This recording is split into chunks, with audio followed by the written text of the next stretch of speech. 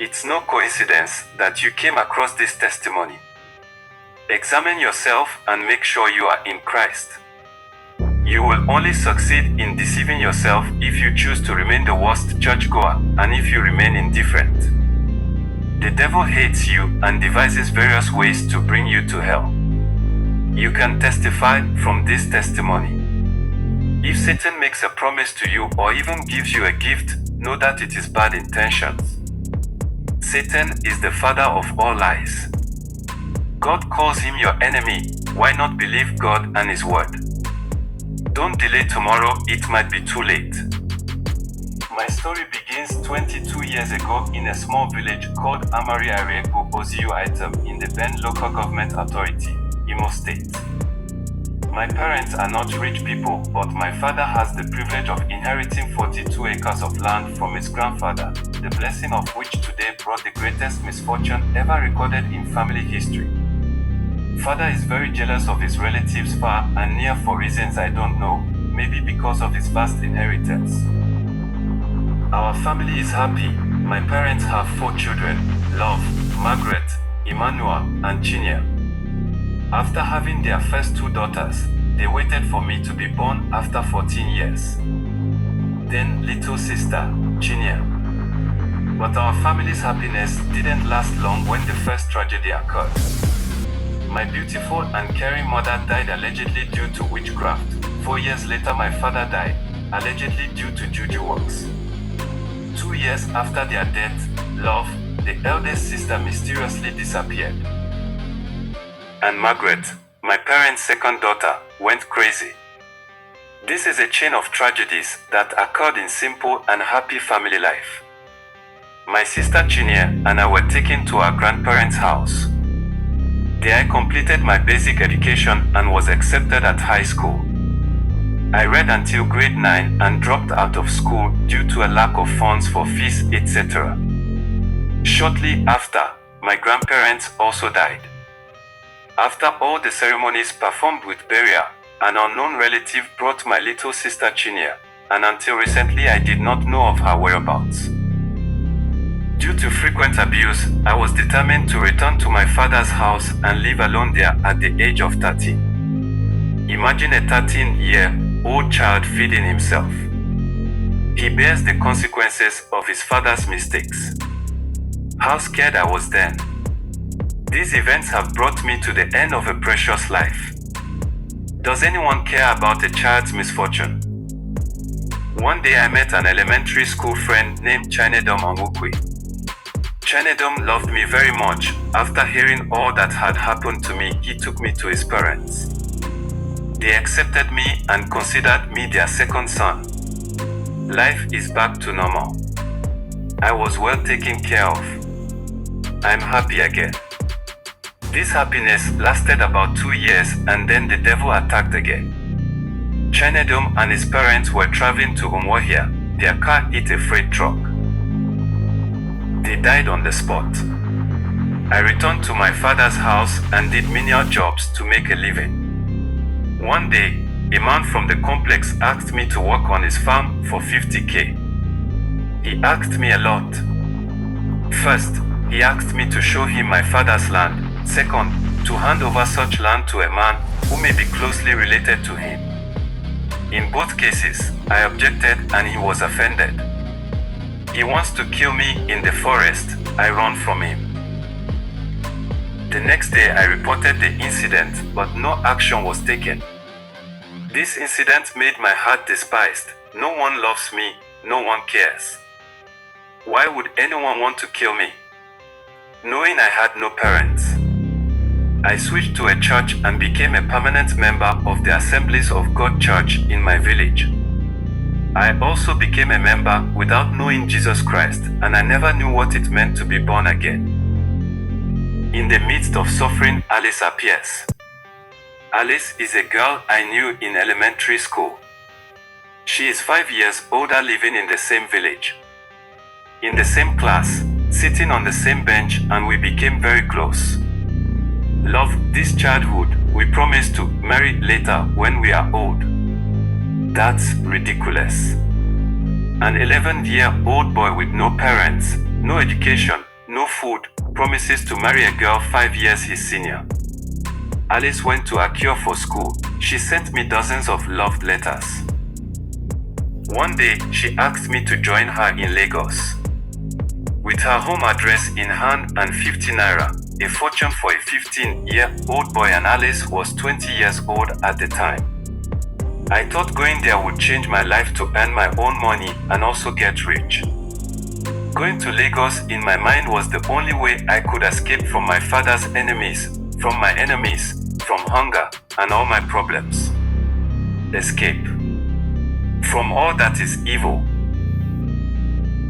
I left the village for Lagos with 50 naira and Alice addresses. When I arrived in Lagos, the city looked very beautiful in my eyes and compared it to heaven. I saw all the tall and beautiful buildings. People seemed very busy taking care of their business. I told myself that I was free. Arrived at Ekintala Road, Victoria Island, to meet Alice's parents. They knew my background because we were from the same village but never knew about our relationship. Alice introduced me to them as the man she had chosen to marry. They were surprised, but after discussing with her, they agreed on the condition that I should continue my education first. Alice turned down their offer and asked me to live in her flat. They couldn't accept it, but she insisted, and as if influenced by something, after 4 days they agreed. I moved with Alice. Alice works as an accountant at Standard Bank and says she will make me rich. "I'm getting everything I need in this life," she said. "Relax and enjoy your life." She gave me lots of gifts, money, clothes, love, etc. I never knew that the world was filled with good things like this. The devil is a fraud. After 3 months, strange things started to appear. One night, I woke up in the middle of the night to find a boa snake beside me. I wanted to scream but couldn't. One night, I woke up and saw Alice's body was transparent like a plastic bag.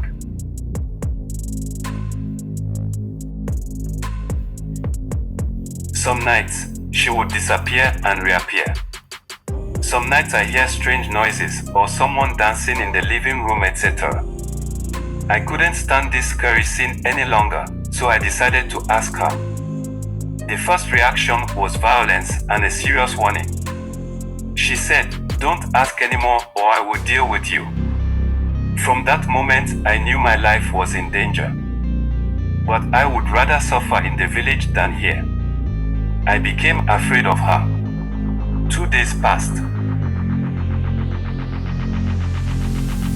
She came with a smile, a gift, and a hug.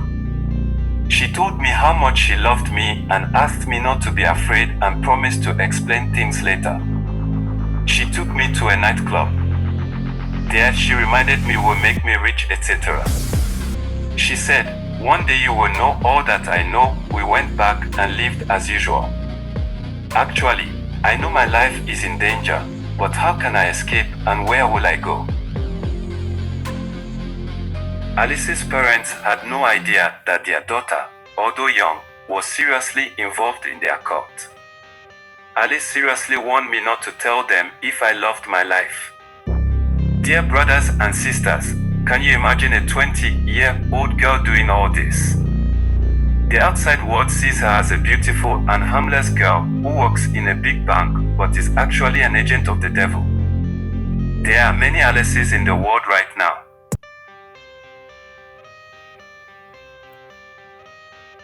One day, after she left for work, I decided to look for something in her flat. A girl as young as Alice can afford to own a luxurious place with fully furnished and 4 refrigerators. When I opened one of the refrigerators, I saw human skulls, human body parts, fresh and dry. Inside the ceiling is a human skeleton. In the corner of one of the special rooms, I saw a water pot filled with blood and a small tree in the middle of the pot, a pumpkin, and a red cloth beside it. I cannot continue my search. Now I am in danger and having nowhere to run, I surrender to circumstances life or death, my lips are tightly shut.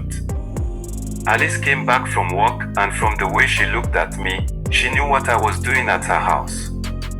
The next day, she asked me to go to a meeting. I was already a prisoner and had no choice. We went to a very large building on the outskirts of Lagos. When I got there, she told me to walk backward.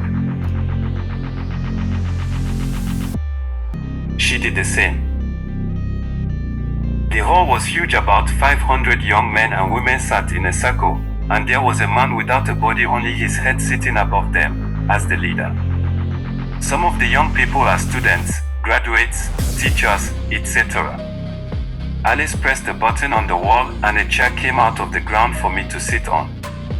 She does the same and another comes out for her and she sits down. She introduced me to them as a new member and everyone clapped and welcomed me. Because of this, Alice was promoted. Everything they talked about at the meeting, I never understood.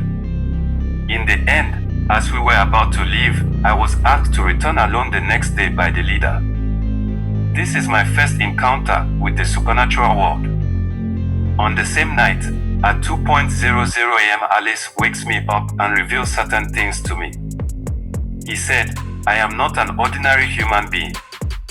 I am half human and half spirit. What you see in my room is something I use for prayer every morning so that the Spirit will guide me throughout the day. As for the skeletons you saw, I'll tell you later. I didn't say a word. She took out several books on mysteries for me to read, and in my curiosity, I read them. It wasn't long before I became interested and she found out. Without my acknowledgement, she sent my name to an occult group in India. As previously instructed, I was back the next day. To the hall by myself, there I met 9 other people and several witnesses. We were initiated. We were called to the center of the hall and given these items. 1. A potion like potty is applied to our bodies in order to become a full member. 2. A glass of liquid like oil was given to us to drink as a full condition to become an agent. 3. Materials such as gunpowder were smeared on our heads to qualify us to study their mysteries. Without my knowledge, this initiation ceremony was recorded in India, and the next day there was a letter from India asking for my signature to be written with my blood and sent it back to India in the way they described, not through the post office. I did it. Furthermore, there is no turning back. Turning around means death. I was constantly reminded, and I knew there was no hope. One morning, Alice told me there would be an important ceremony to take place at home. At 2:00 in the morning, she brought the little girl. Alice did something to that child which broke my heart so much. I refuse when she tells me to do something. She looks straight at me, and what comes out of her eyes can't be explained in writing. Before I knew what was happening, I did what she told me to do. While this was going on, she said, "This is an agreement between us. You must not say anything that you see me do or anything about me to any human on earth. The day you broke this agreement, you yourself were lost. That means the day I break this agreement, I will be killed." After that incident, I started to feel a strange thing inside me. I changed and could no longer control myself. A word of warning to mothers. Do you know who your maid is? What is the background? Do you care to find out all about her before entrusting your children's lives to her? How did Alice get lighter one? You may ask. Parents make it a habit to find out. When Alice saw that she had succeeded in getting me fully involved in Spiritism, she was satisfied and knew that her mission had been accomplished. She found a flat for me, I helped with all the arrangements, and after that, she broke our relationship. People in India sent me a second letter asking me to come to India and asking me to do the following: eat excrement, eat rotten rats that smell bad, and sleep with spirits on my feet. Escape at night. But after doing all that, I am not allowed to have sexual relations with any woman on earth. I wrote back to them that I didn't have a visa, nor did I know how to get to India. Currently, I have started a business and do serious smuggling, but since there is the power behind me, then have no problem with customs, etc.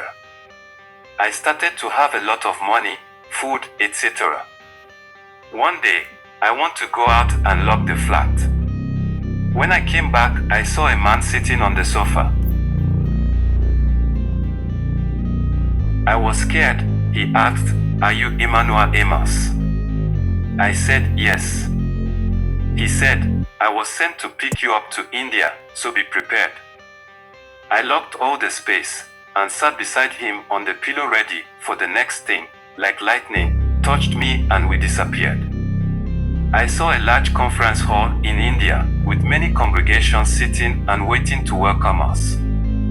They brought out a file with my name on it and I was asked to sign it. An empty jug is given to each person. A headless man goes around pouring flesh and blood into the jug. Candles and incense were also burned. The headless man cast some spells and everyone drank the blood and ate the flesh after that the meeting was over. Time for testing. I was sent to a valley 200 meters deep. Inside there are all kinds of dangerous reptiles and beasts. This is to torture me. I must not scream, because if I scream, I will fail. The consequence is death. After 7 days of suffering, I was taken out and sent to a place called India Jungle. In this forest, I saw many kinds of demon birds, demons, because some have faces like dogs, cats, etc. However, with wings, in this forest, there is a cave, and this cave was only opened by the demon birds. I entered the cave. What I saw was hard to describe. Lots of horrible creatures, some looked like humans, but with tails and no human faces, etc. This too is a place of torture that can be described as semi-hell. I was there for 7 days and was taken out. I was sent to a large library containing many mystical books to study. I chose 2 books, Abyssinia, which means destruction, and Asina, which means revive or heal. I was given many books and told to make a room in Nigeria with the following things in it: a real pot of water filled with human blood, living trees in it, human skulls, and vulture feathers. Wild animal skins, boa skins, and large shiny laterites beside the pot. The blood in the pot of water must be drawn every morning with a spell. I am not allowed to eat food cooked by humans, but will be supernaturally fed. With all the instructions, I returned to Nigeria the same way I left. I have become an inseparable part of the spirit world and can travel at will to any part of the world. According to the book I brought, spirit beings live in outer space. Maybe they would increase my strength, so I decided to give it a try. I left the house, cast some spells, and summoned a whirlwind, and disappeared.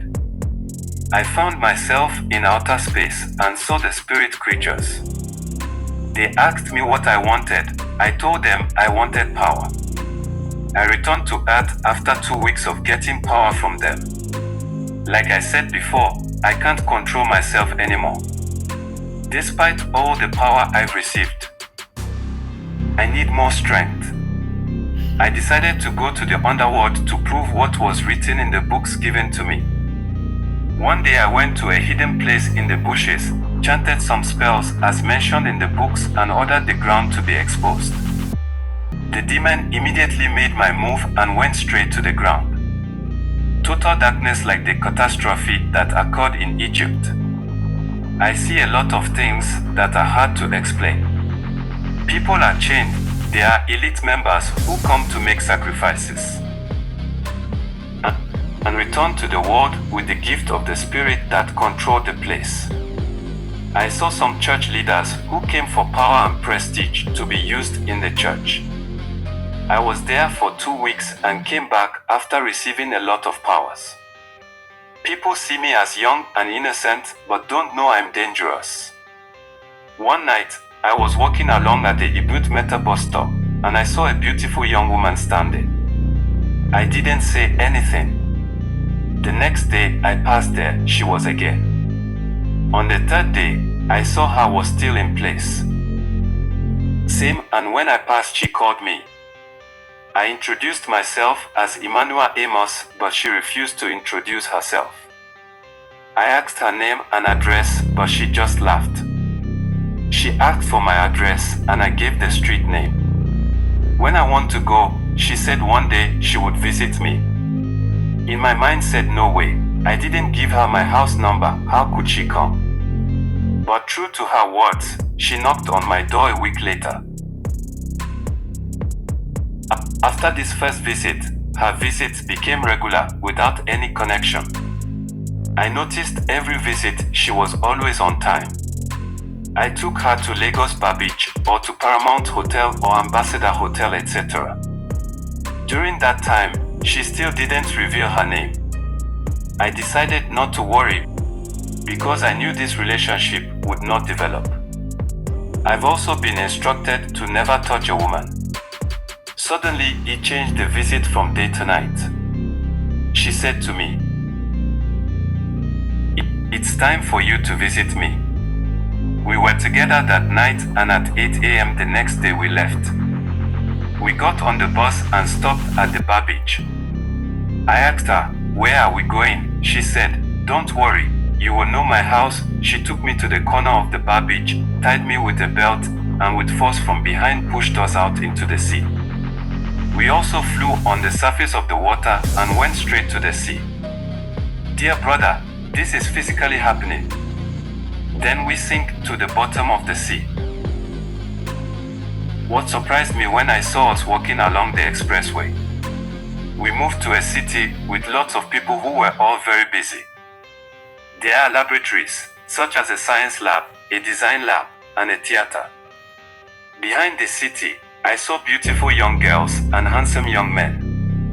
All young. She introduced me to them. She took me to places like the dark room, the drying room, and the packing room. She then took me to the factory and main warehouse, and her private house. She sat me down and said, "I am the queen of the beach and would like to work with you. I promise to give you wealth and protection, life and an angel to guide you." She pressed the button and a tray came out filled with flesh meat and we ate.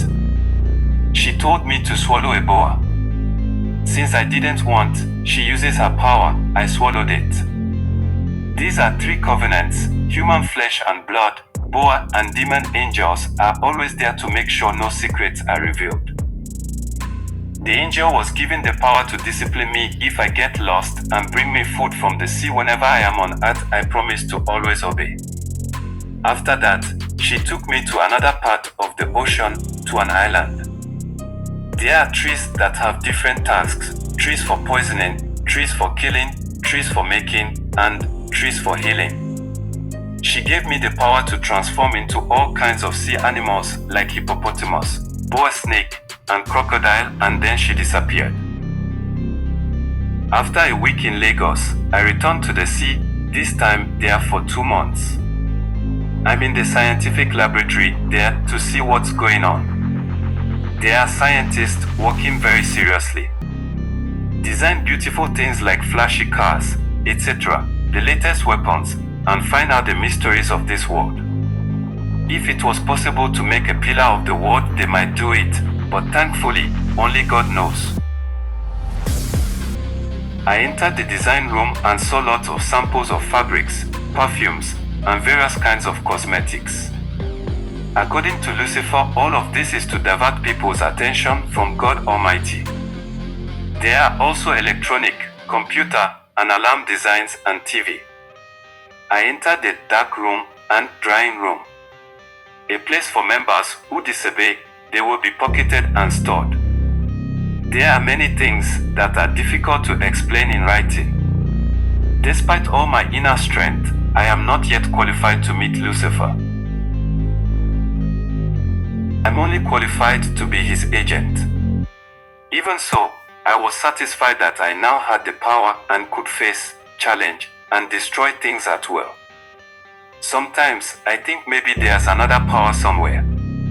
Arrived in Lagos, continued business, and after 2 weeks returned to the sea. The queen of the beach gave me the first task.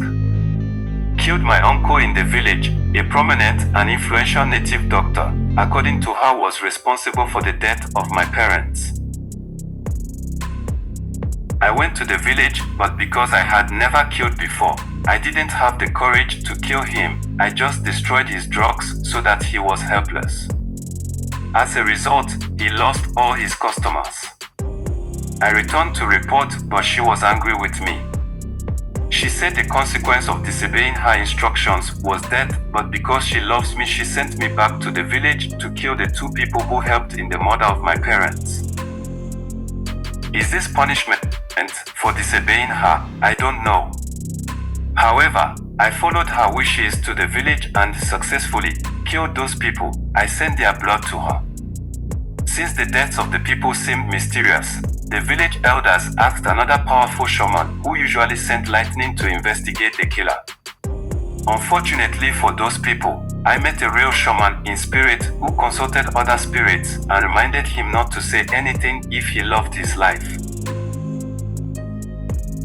He went out and sent the old men home and asked for one of their sons whom they had hurt and never said my name.